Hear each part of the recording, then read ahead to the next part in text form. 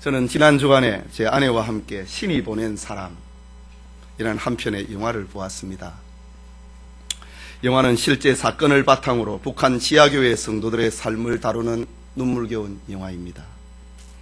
지구상에서 12년 연속 기독교 박해국가 1위의 불명예를 가진 북한에서 14만 명으로 추정이 되는 기독 신자들이 어떻게 살아가는가를 보여주고 있는 영화입니다. 영화 속에는 끝까지 믿음을 지키다가 순교한 주인공의 아내, 혼자 한국으로 도망치는 것을 죄로 여기고 중국에서 다시 자기 마을로 돌아와 동네의 지하교회 모든 성도들을 데려가는 것을 사명으로 여기는 주인공, 탈북에서 한국으로 가자는 비전을 제시하는 주인공을 의심하는 사람들, 죽음이 무서워서 무섭고 가족을 지키기 위해서 은밀히 공산주의자들과 타협을 하는 지하교회의 지도자, 북한을 탈출해서 한국에 가는 것이 정말 가나안 행인지 고민하는 사람들, 북한에서 숨은 신자로 그냥 살아가자고 하는 사람, 연속된 고난의 상황을 보면서 하나님이 정말 살아계시는지 의심하지만은 마지막 죽음의 순간에 평화를 누리고 하나님께 자기 영혼을 맡기는 주인공의 삶을 다룬 이야기입니다. 뿐만 아니라 이 영화를 통해서 감독은 북한의 신자들이 그리워하는 가나안인 한국에서 우리는 참된 신자로 살아가고 있는가를, 그리고 우리는 북한의 성도들을 위해서 무엇을 하고 있는가를 질문을 던지는 그런 영화입니다. 오늘 함께 읽은 성경 히브리서의 배경 역시 고난받은 북한 지하교회의 상황과 비슷합니다. 본서는 유대인 중에서 예수님을 구주로 믿게 된 이들을 위하여 기록한 성경입니다. 그들은 성경에서 예언되고 기다리던 메시아가 예수님이라고 하는 사실을 알게 되었습니다. 그들은 이 구원의 진리에 놀랐습니다. 기뻤습니다. 감격했습니다. 그리고 이 진리 때문에 따라오는 필연적인 고난과 핍박을 묵묵히 참아냅니다. 그러나 핍박과 고난의 끝이 보이지 않습니다. 그러자 어떤 이들은 신앙을 포기하고 다시 유대교로 돌아갑니다. 어떤 이들은 기독교와 유대교 사이에서 적당하게 타협점을 찾는 이들도 생깁니다. 어떤 이들은 순교적인 각오를 다짐을 하면서 믿음을 끝까지 지킵니다. 이런 상황에 놓인 신자들에게 히브리서 저자는 성도들이 가져야 될, 종말 시대를 살아가면서 성도들이 가져야 될 절대 진리가 있다, 삶의 절대 가치가 있다, 그것을 교훈하고 있는 것이 히브리서 전체의 주제입니다. 주일 이 아침에 종말 시대의 성도라는 제목으로 하나님의 말씀 받기 원합니다. 종말 시대의 성도들은 어떤 절대 진리를, 어떤 절대 가치를 가지고 살아야 되는지를, 이건 본문 말씀은 우리에게 세 가지를 제시를 합니다. 첫째가 구원의 진리를 굳게 잡아야 된다 라고 합니다. 읽은 23절을 봅니다. 또 약속하신 이는 미쁘시니 우리가 믿는 도리의 소망을 움직이지 말고 굳게 잡아 라고 합니다. 여기 우리가 믿는 도리의 소망, 이것은 율법의 행위가 아니라 예수 그리스도를 통한 믿음으로 얻게 되는 구원을 말합니다. 히브리서 저자는 믿음으로 구원을 얻는다고 하는 것을 10장 19절에서 22절까지 이미 밝혔습니다. 19절에서 22절을 보면은 그러므로 형제들아 우리가 예수의 피를 힘입어 성소에 들어갈 담력을 얻었나니 그 길은 우리를 위하여 휘장 가운데로 열어놓으신 새롭고 산 길이요 휘장은 곧 저의 육체니라. 또 하나님의 집 다스리는 큰 제사장이 계심에 우리가 마음의 뿌림을 받아 양심의 악을 깨닫고 몸을 맑은 물로 씻었으니 참마음과 온전한 믿음으로 하나님께 나아가자. 그리고 23절에 우리가 믿는 도리의 소망, 이것이 바로 율법의 행위로 구원을 얻는 것이 아니다. 율법을 지킴으로 몸에 하나님의 백성의 표인 할례를 행함으로 사람이 구원을 얻는 것이 아니라 오직 예수 그리스도를 믿는 믿음으로 구원을 얻는다. 그것이 믿는 도리의 소망입니다. 히브리서 저자는 그것은 결코 고난과 핍박을 면하기 위해서 양보할 수 없는 것이다. 흥정할 대상이 될 수 없는 것이다. 우리가 신앙생활을 하면서 종말의 시대를 살아가면서 히브리서가 기록이 되어 있는 성경의 배경처럼 죽음이 온다고 할지라도 양보를 하거나 타협할 수 없는 절대 진리, 절대 삶의 가치, 그것이 바로 구원의 진리를 굳게 잡는 것이다 라고 합니다. 오늘의 우리 역시 마찬가지입니다. 종말 시대를 살아가는 성도는 믿음의 도리를 움직이지 말고 구원의 진리를 굳게 잡아야 됩니다. 하지만 오늘날 이 진리를 움직이고 오직 예수 그리스도를 통해서 구원을 얻는다고 하는 이 진리를 등한히 여기고 가볍게 여기는 이들이 많습니다. 구원의 진리를 등한히 하니 교회의 구분도 희미해져 가고 있습니다. 오늘날 강단의 설교를 들으면 장로교회의 설교인지 순복음교회의 설교인지 감리교 설교인지 침례교회의 설교인지 구분이 안 됩니다. 주보를 자세히 쳐다보고 작은 글씨인 교단이 어디인지 봐야 합니다. 교회의 간판에는 아직 교파 이름을 아예 쓰지 않는 이들도 많습니다. 이 말은 교리를 중요하게 안 여긴다는 말입니다.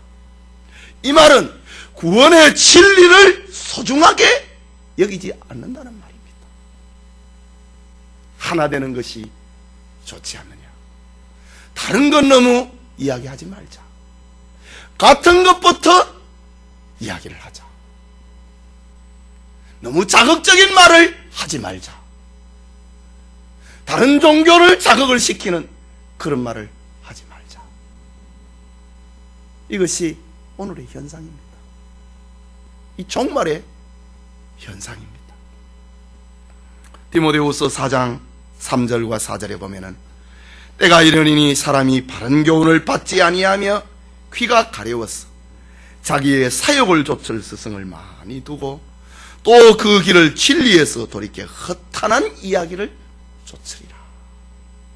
구원의 진리, 교리, 그런 거 자극적인 말 하지 마라 이 말입니다. 좋은 것이 좋지 아니하냐 라는 말입니다. 예컨대 자유주의 신학자들은 성경의 초자연성을 제거해 버립니다. 하나님의 천지 창조의 역사를 신화처럼 만들어 버립니다. 각 나라마다 신화가 있듯이 천지 창조의 사건은 유대인의 신화다, 그렇게 자유주의 신학자들은 만들어 버립니다. 신화로 만들어 버립니다. 성령의 동정녀 잉태, 그리스도의 대속의 죽음, 그리고 십자가의 죽음과 부활, 승천, 다시 오신다. 이거 얼마나 자극적인 말인가. 그런 말은 좀 가급적이면 부드럽게 표현하자. 오늘날 자유주의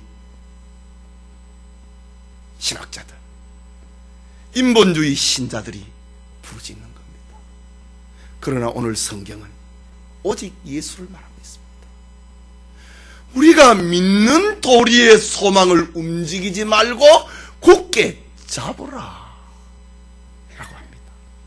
참된 기독교는 구원의 진리를 움직이지 않고 굳게 잡는 데 있습니다.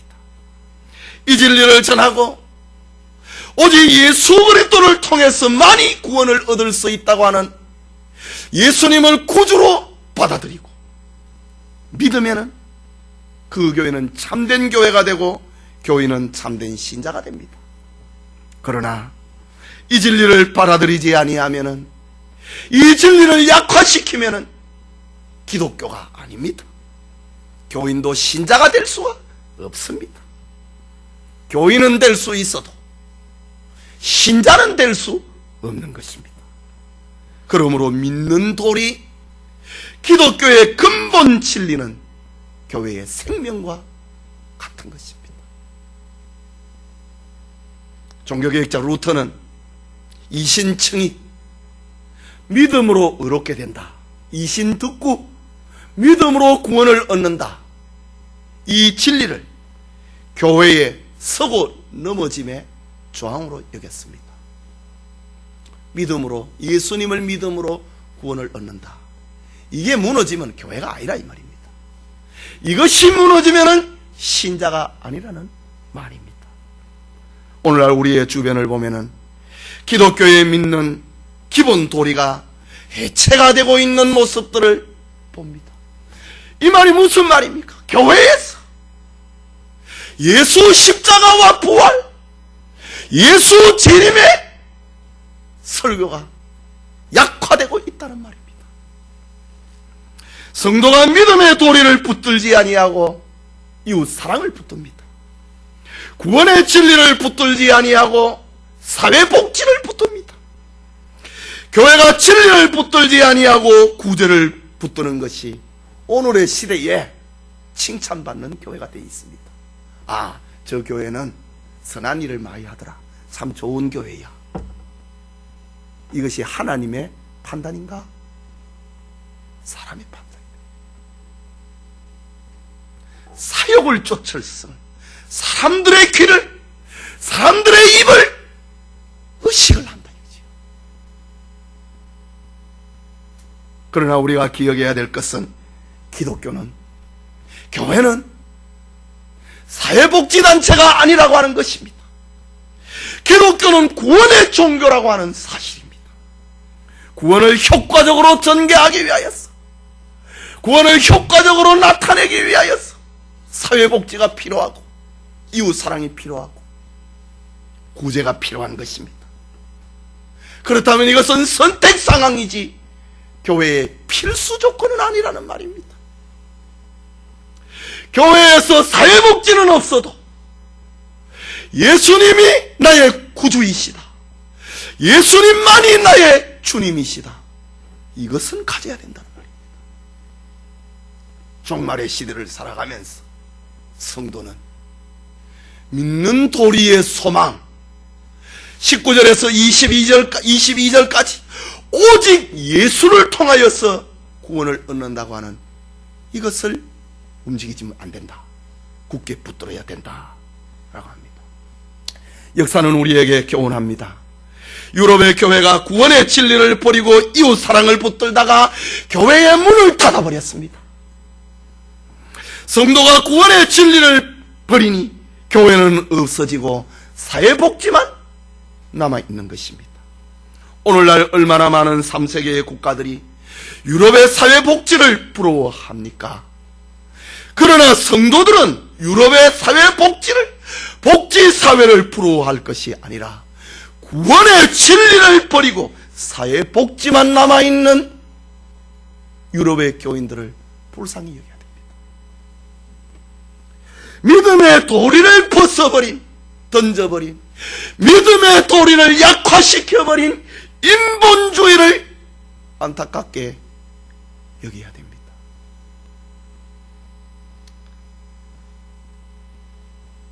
유럽의 교회들이 지금 어디에 있습니까? 그리스도의 십자가를 부르짖고 부활과 예수님의 재림을 부르짖는 이들이 얼마나 있습니까? 성경이 절대 진리라고 말을 하면은 정신이 이상한 사람으로 취급을 받습니다. 그러니 교회는 문 닫고 복지사회만 남아있는 것이 유럽의 교회입니다. 유럽의 성도들입니다. 어떻게 해야 칭찬을 받는다, 아, 교회는 복지를 해야 된다, 구제를 해야 된다. 그러니 교회 문 닫은 겁니다. 오늘 성경은 종말의 시대를 살아가면서 믿는 구원의 도리를 움직이지 말고 굳게 잡으라 라고 합니다. 종말 시대를 살아가는 우리와 우리 교회는 전통적인 교회로 자리 잡아야 됩니다. 유럽의 교회뿐만 아니라 이 나라의 교회가 다 구원의 진리를 버리고 인본주의자가 된다 할지라도 우리는 믿는 도리의 소망을 움직이지 말아야 됩니다. 아유, 뭐 우리 교회를 그렇게 대단하게 생각합니까? 여러분, 소돔과 고모라 성은 의인 10명이 없어서 멸망했습니다. 예레미야 시대에 유다의 예루살렘은 의인 1명이 없어서 멸망했다고 했습니다. 예수님이 종말 시대를 말씀을 하시면서 인자가 올 때에 믿음을 보겠느냐 라고 말씀했습니다. 구원의 진리를 붙들고 예수 그리스도를 붙들고 있는 이들이 얼마나 있겠느냐 라는 말입니다. 우리는 믿는 도리의 소망을 움직이지 말아야 됩니다. 구원의 진리를 굳게 붙잡아야 됩니다. 우리는 성경이 교훈한 말씀에 따라서 성도는 성도로 남아야 되고, 교회는 교회로 남고, 기독교는 구원 종교로 남아야 되는 것입니다. 이 구원의 진리를 굳게 잡는 구원의 사랑, 구원 의식이 있는 사랑 되기를 소원합니다. 그게 둘째로, 종말 시대의 성도들은 서로 돌아보아야 됩니다. 24절에 서로 돌아보아 사랑과 선행을 격려하며 라고 했습니다.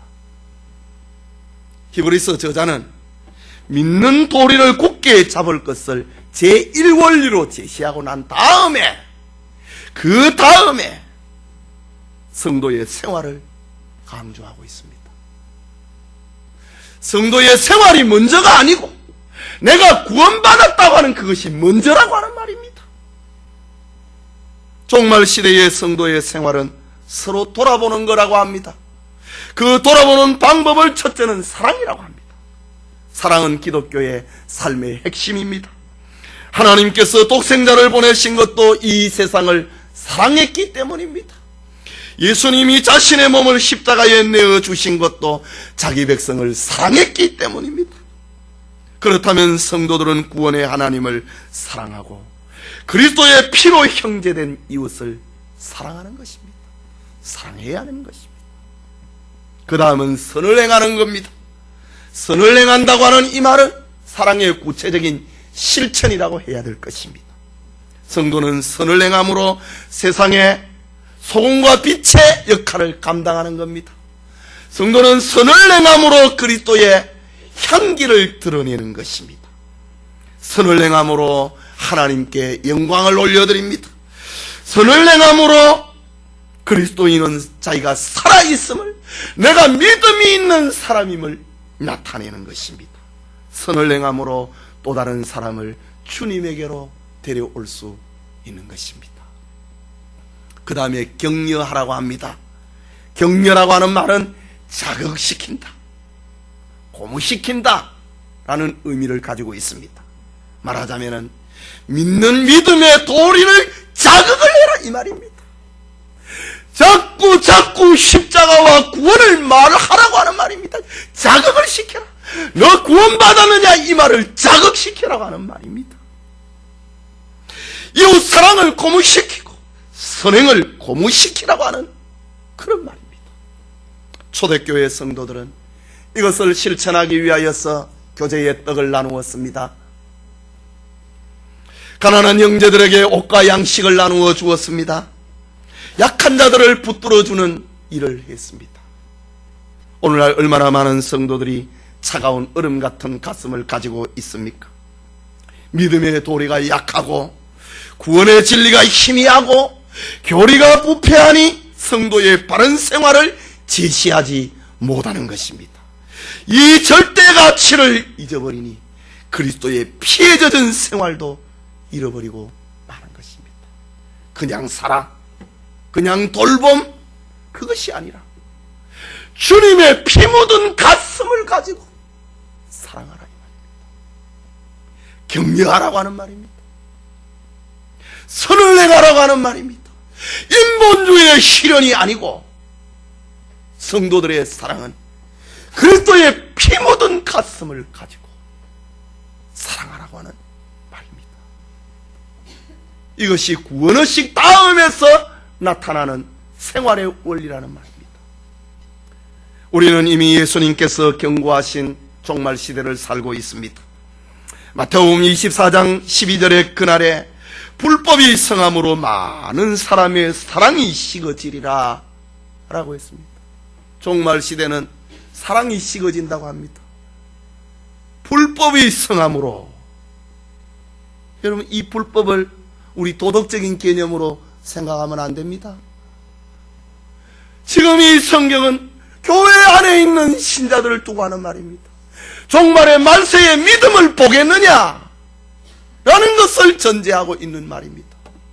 그렇다면 이 불법이 무엇입니까? 미움과 시기가 질투, 그런 개념이 아닙니다. 예수님을 구주로 믿지 아니하는 것, 그게 불법입니다. 죄가 무엇이냐? 예수님 말씀하셨습니다. 저희가 나를 믿지 아니하는 것이 죄다. 교회 안에서 주님의 피 묻은 가슴을 가지지 아니하니 사랑이 식어진다. 그래서 인자가 올 때에 믿음을 보겠느냐, 이 말입니다. 불법이 성한다. 교회에서 가져야 될 제1의 원리, 구원의 진리를 약화시킨다. 구원의 진리가 성도들의 가슴에 구원받았다고 하는 이 감격이 사라지니 사랑도 식어져 버리고 만다고 합니다. 여러분, 가정을 세우기 위하여 애를 씁니다. 사장은 회사를 세우기 위하여 노력합니다. 군인은 나라를 지키기 위하여 수고합니다. 경찰은 치안을 유지하기 위하여 노력합니다. 그리스도인은 주님의 교회를 세우기 위하여 애를 쓰는 것입니다. 교회를 세우는 일이라고 하는 것은 성도들이 서로 돌아보아 사랑과 선행과 격려를 아끼지 아니하는 것입니다. 특히 오늘 본문에 나타나고 있는 것, 사랑하는 것, 선을 행하는 것, 격려를 아끼지 아니하는 것, 이것은 온통 명령형입니다. 선택사항이 아니라 필수사항이라는 말입니다. 해도 되고 안 하면은 더 좋은 것, 안 해도 되고 하면은 더 좋은 것, 그런 개념이 아니라 반드시 해야 되는 명령형입니다. 약한 교인을 돌아보는 것은 먼저 낸 자의 마땅한 의무라고 하는 말입니다. 우리가 살아가면서 한쪽 손이 상했다, 옆구리가 상했다, 그러면 다른 손이 다가가서 소독을 하고 붕대를 감습니다. 이것은 한 몸이기 때문에 어쩔 수 없는 것입니다. 초대교회의 기록을 보면은 1세기의 팔레스틴 지방의 총독이었던 플리니가 그런 기록을 남기고 있습니다. 오늘 히브리서 성경이 기록이 되었던 당시에 유다의 총독 플리니의 기록입니다. 그리스도인 공동체는 로마의 박해 가운데서도 순수하게 신앙을 지키는 자들이었다. 저들의 도덕성은 순결했고 서로를 돌아보는 사랑은 숭고했다 라고 기록합니다. 이것이 교회의 독특성이요, 교회가 가진 자산이었습니다. 그 사랑에 감동이 되어서 끊임없이 전도의 문이 열렸고, 그 사랑이 300년 동안 계속되었던 로마 제국의 핍박의 역사를 종결짓도록 만들었던 것입니다. 종말 시대를 살아가는 성도님들이 사랑함과 선을 행함과 격려를 아끼지 아니하는 삶의 절대 가치를 가지고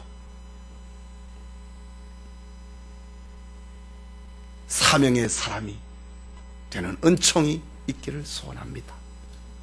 마지막으로 함께 모이기를 열심히 해야 됩니다. 25절 말씀 같이 읽읍시다. 모이기를 패하는 어떤 사람들의 습관과 같이 하지 말고 오직 권하여 그날이 가까움을 볼수록 더욱 그리하자. 오순절 이후에 초대교회는 모이기를 힘썼습니다. 교제의 떡을 나누었습니다. 모여서 저들은 기도했고 예배에 열심히 했습니다. 협력해서 저들은 하나님의 복음을 전파했습니다. 여기에 하나님께서는 구원받는 사람의 숫자를 날마다 더하게 하셨다.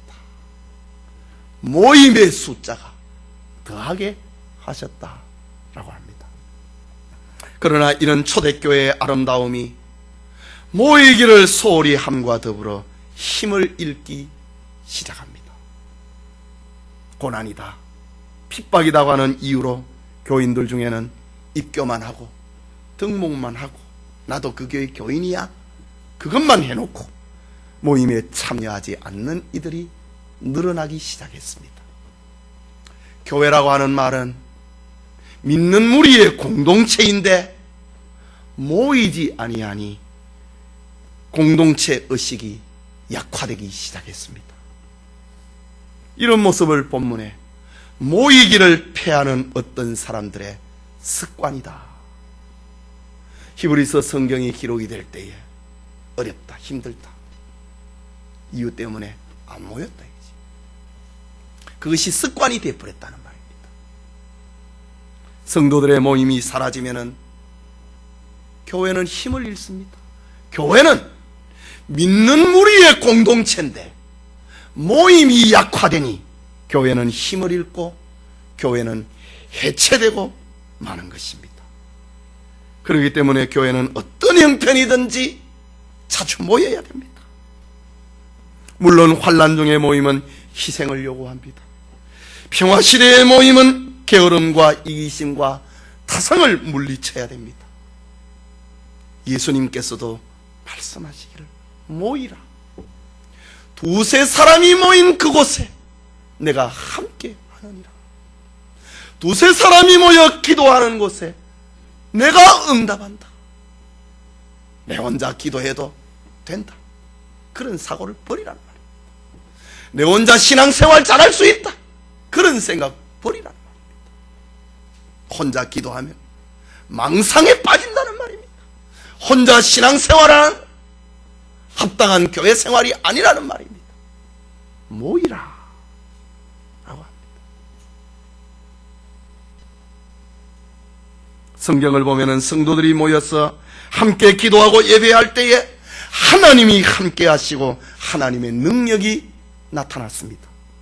두려움에 빠져있던 이스라엘이 저 사무엘 시대의 미스바에 모였을 때에 블레셋에서 해방이 되는 구원의 역사가 나타났습니다. 히스기야 왕과 백성들이 예루살렘에 모였을 때에 그동안 유월절을 지키지 아니하고 히스기야 시대의 유월절에 모였을 때에 하나님의 축복이 임하였습니다. 120명의 성도가 다락방에 모여서 기도했을 때 오순절 성령 강림의 역사를 체험했던 것입니다. 한국 초기 교회에도 열심히 모일 때에 원산 대부흥운동이 일어났고 모일 때에 평양 대부흥운동이 일어나서 오늘의 한국교회를 이루어 놓은 것입니다. 여러분, 쌓아놓은 장작불에 붙은 불은 활활 잘 타오릅니다. 그러나 불꽃이 타오를지라도 따로 떼어놓으면 얼마 가지 못해서 불꽃은 사그러들고 매운 연기만 나게 됩니다. 성도의 신앙 원리도 이와 비슷합니다. 성도가 은혜를 받았을 때에는 교회 모임에 잘 참석을 합니다. 그러나 모임에 나가기 싫어질 때부터 그는 이미 병이 들고 만 것입니다. 종교개혁 이후에 유럽의 교회들이 모이기를 힘쓸 때에 세계를 먹이는 교회가 되었습니다. 온 세계의 선교사를, 저 아프리카를, 인도를, 그리고 동양을 선교사를 파송을 했습니다. 그러나 모이기를 싫어하고 신앙이 개인주의화 되어가고 영적 자만에 빠졌을 때에 내 혼자서도 잘할 수 있다. 이런 영적 교만에 빠졌을 때에 유럽의 교회는 힘을 잃고 지금까지 유럽의 큰 교회당들은 텅텅 비어 있는 것입니다. 유지 관리를 위하여서 주중에는 옷 파는 가게로 댄스홀로 임대를 해주고 관리비를 내야 되니까 유럽의 교회가 그렇게 되어 있습니다. 모이지 않았다 이지. 성도는 함께 모여야 되고 함께 모여서 기도를 하고 예배를 드릴 때에 하나님의 능력을 나타낼 수 있는 것입니다. 그렇다면 지금 25절의 이 말씀은 바른 교회관을 알리는 말입니다. 23절은 구원관입니다. 24절은 사명관입니다. 25절은 교회관입니다. 오늘 우리는 본문의 말씀처럼 힘들수록 어려울수록 문제가 많을수록 모여야 된다고 성경은 우리에게 말합니다. 종말 시대를 살아가면서 열심히 모이는 것을 절대 가치로 여기고 능력 있는 신자, 바른 교회 의식을 가진 성도들이 되기를 소원합니다.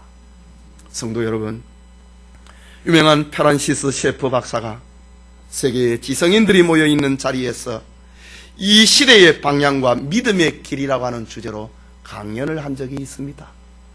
그 강연의 주제는, 중심 초점은 지난 19세기에 일어난 가장 큰 비극은 사람들이 절대 가치를 버린 것이고 그 결과 절망의 선 아래로 떨어져 버리고 말았다. 역사를 분명하게 보고 있는 셰프 박사의 말입니다. 19세기 이전까지 일어났던 19세기에 지금 일어났던 비극은 사람들이 절대 가치를 버렸다는 말입니다. 그 일로 인하여서 절망의 선 아래로 떨어져 버리고 말았다 라고 했습니다.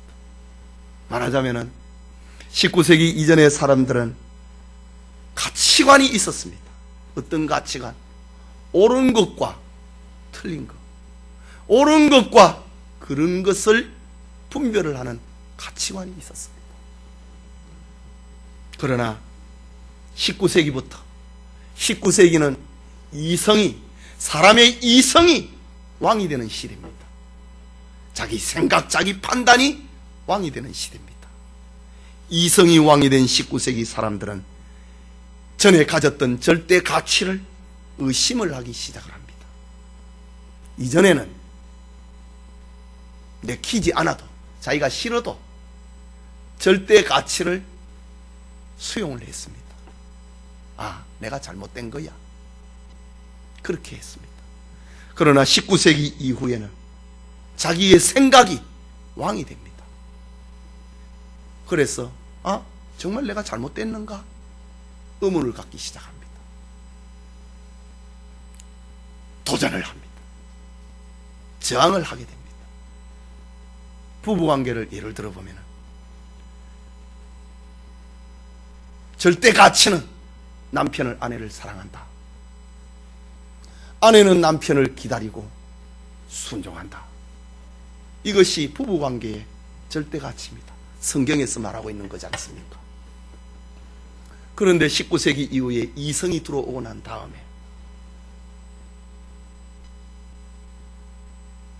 아내가 남편을 기다리고 순종해야 될 이유가 무엇인가?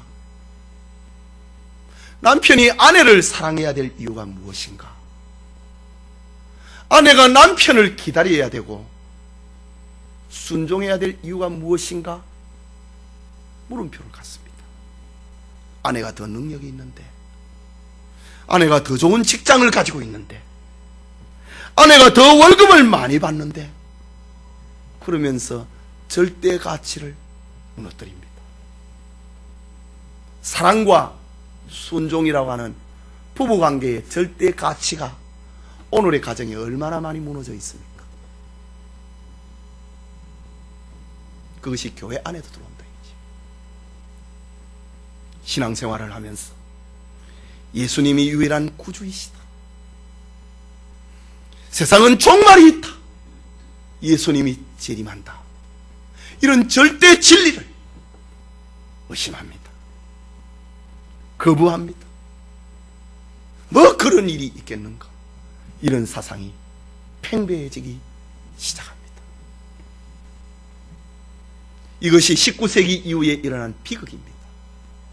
그러나 그리스도인들은 이 인본주의 사상을 배격을 하고 하나님의 말씀을 절대 진리로, 절대 가치로 고백해야 됩니다. 우리는 오직 예수 그리스도를 통한 구원의 진리를 움직이지 말고 굳게 잡는 구원신앙을 가져야 됩니다. 서로 돌아보아 사랑과 선을 행하고 서로를 격려하는 그리스도의 피 묻은 가슴을 가진 사명의식을 가져야 됩니다. 그리고 함께 모이기를 힘쓰므로 하나님의 능력을 나타내는 교회관을 가져야 됩니다. 지금 저 이북의 땅의 성도들은 초대 로마 제국의 압제보다도 더한 핍박 속에서 살아가고 있습니다. 저들은 한국이 정말 자신들이 박해를 피해서 도망가야 될 가나안 땅인가 고민하고 있습니다. 이런 시점에 우리는 우리를 돌아보아야 됩니다. 하나님께서 우리에게 자유를 주시고 물질을 주시고 직장을 주시고 명예도 주시고 가정을 주시고 건강을 주셨습니다.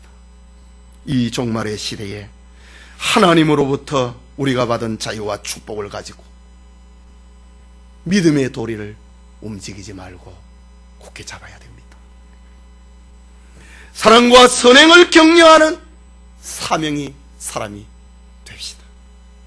열심히 모여서 예배드리고 기도함으로 하나님의 역사를 나타내는 능력의 사람, 교회의식이 확실한 성도가 됩시다. 이 축복이 우리 모두와 함께 하기를 소원합니다. 말씀을 생각하고 기도합시다. 오늘의 시대에서 우리가 어떻게 살아남을 것인가?